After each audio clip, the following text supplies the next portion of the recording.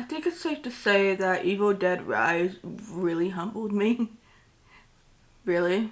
I was telling friends about this in our little group chat. I cannot remember the last time a movie had me walk out with this really heavy feeling on my chest, like something heavy was just sitting on my chest and also in my stomach. And I just sat in my car for a while. I mean, of course, part of that was because I was telling my friends about this movie, but also just because I was like, now, of course, there's movies, horror movies out there that are incredibly worse that I will never ever watch.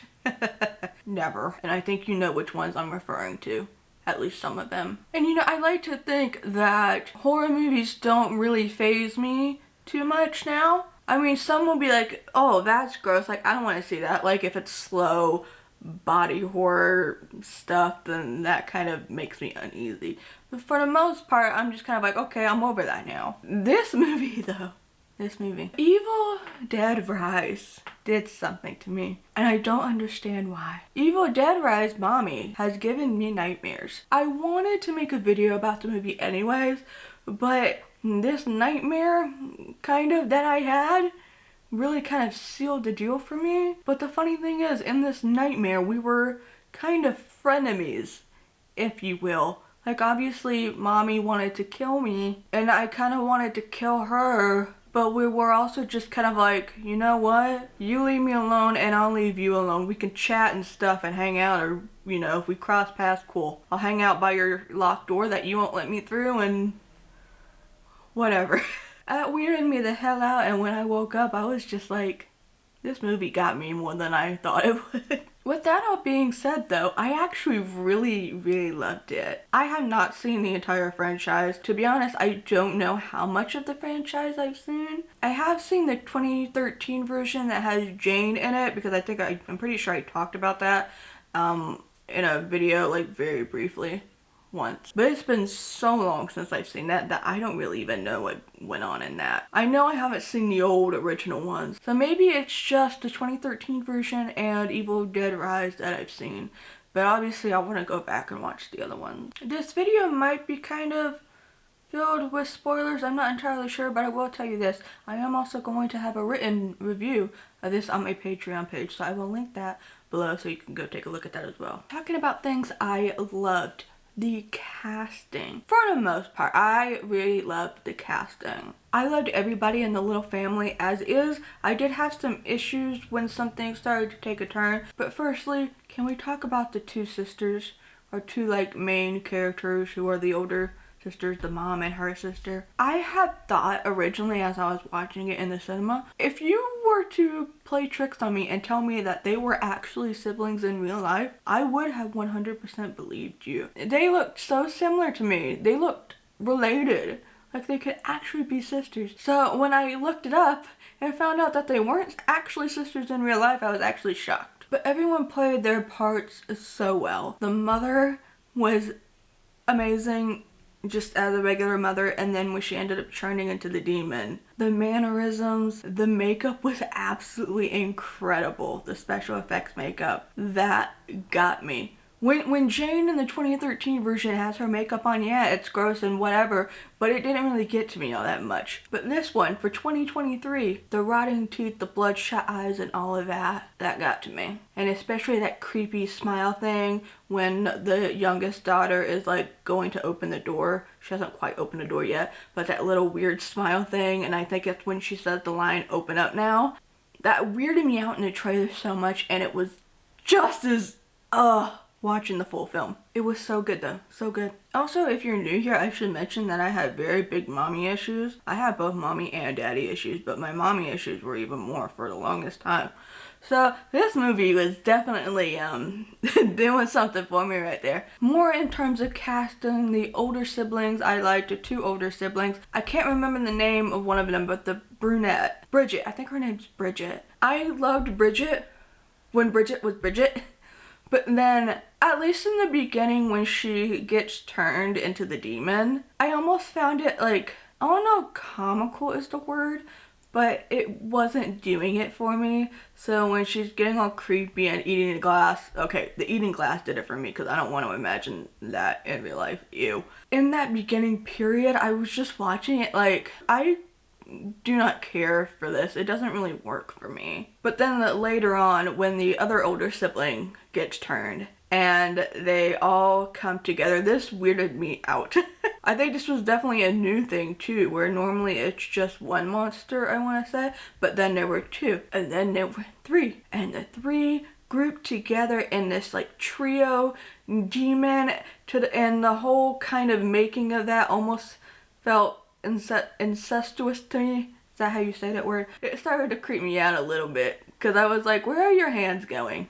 This is weird. It was definitely an interesting turn of things because I did not expect one other extra person to get possessed, and I didn't even realize it until I was reading like an article, an ending explained article thing, when the mother, okay, so the mother is a tattoo artist, right? So she has machines in her home, and she put the tattoo gun, the needle, in her brain and put it on Bridget's face and scratched her with it. It did not occur to me until I was reading that article that, so obviously when you put the needle in ink, the ink goes into the needle.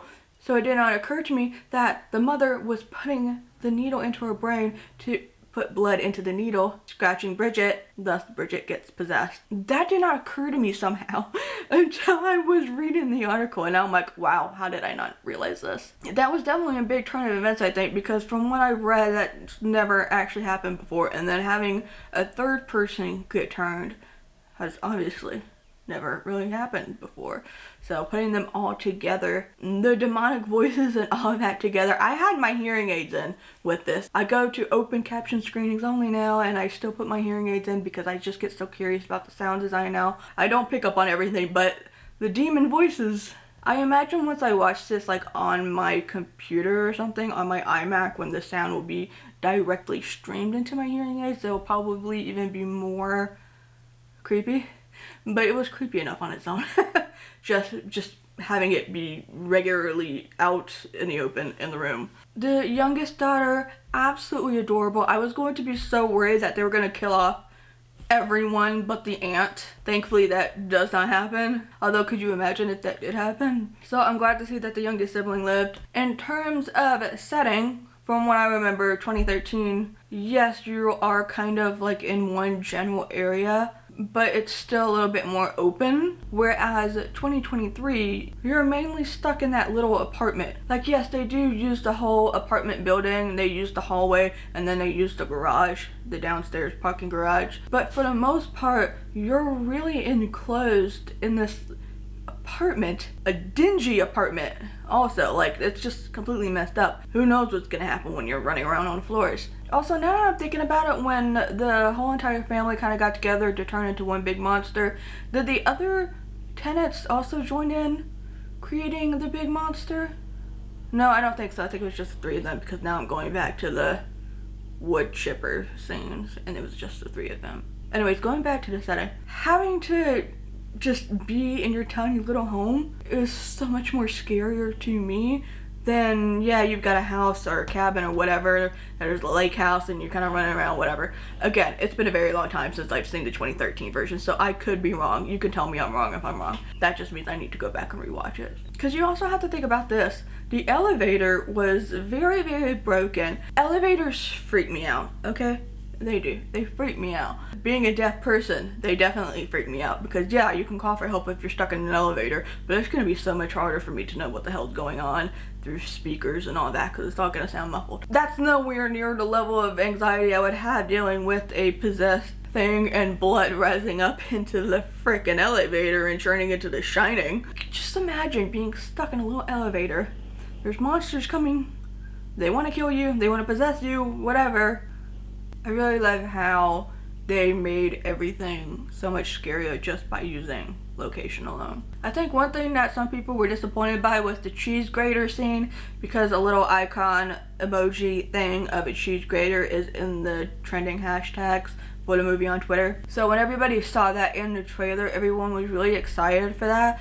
But then in the movie, like the full movie, yeah, they used a cheese grater. Obviously, it's in the scene. They showed the scene already. But it wasn't as, I guess, extravagant as people were expecting. For me, I wasn't bothered by that. I was still completely grossed out because just the thought of having a cheese grater. Like, it's one thing if you're chopping somebody's arm off, for me, like very quickly, but the idea of a cheese grater going, my legs are tingling just talking about this right now. And now that I think about it, I think I forgot to finish my thought about Bridget when I didn't really care for her being possessed because it felt too comical for me. But honestly, once both of the older siblings were officially turned, it got a little bit better for me. I think the chemistry bouncing off between the two really helped that. Obviously, Evil Dead Rise Mommy won that whole entire thing. Like, that was 100% believable.